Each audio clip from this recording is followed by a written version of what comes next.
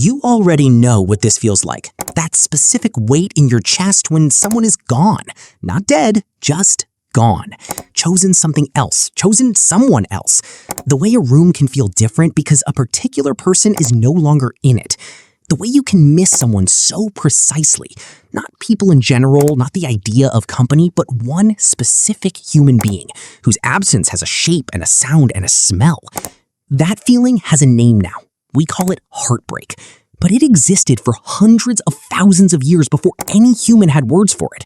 And understanding why it exists, why your brain treats the loss of one specific person like a survival emergency, will change how you think about every relationship you have ever had. It starts not with love, but with something colder. Evolution. About 1.8 million years ago, with the emergence of Homo erectus, something appeared in the archaeological record that had never existed before. Evidence of males traveling into dangerous territory and returning with food, not to share with the group, but to bring specifically to one female and her children. Not everyone, one specific individual. Think about what that requires. In a world where you could be killed on the journey, where every calorie matters, where survival demands efficiency, you choose to spend your limited energy on one particular person. That choice only makes biological sense if something has already happened in the brain, something that made one specific human feel irreplaceable to another.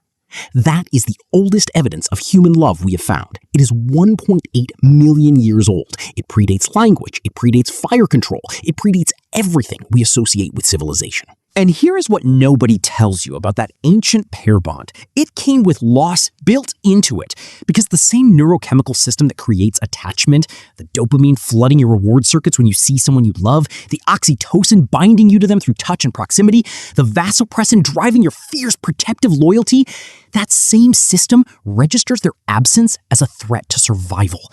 When attachment breaks, the brain does not distinguish between losing a person and losing food or shelter.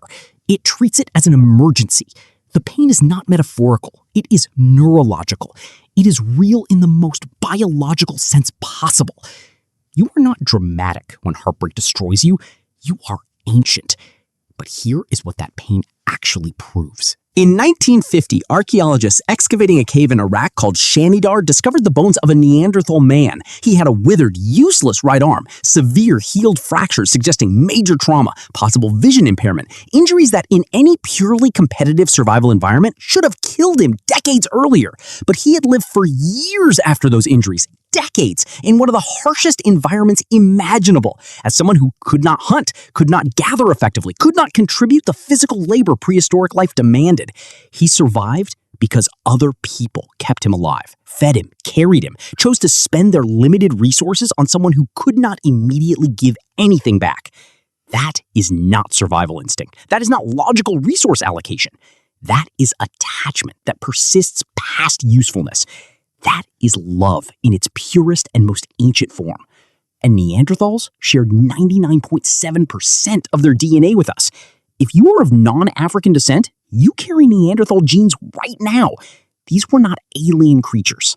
They were cousins, and they loved each other. Which means this feeling you carry, the weight of it, the specific gravity of missing one particular person is not a modern vulnerability. It is not weakness. It is the oldest proof we have that you are human. Every ancestor you have ever had felt this through ice ages and droughts and predators and loss beyond what we can imagine. Each of them loved someone specific enough that their absence left a shape.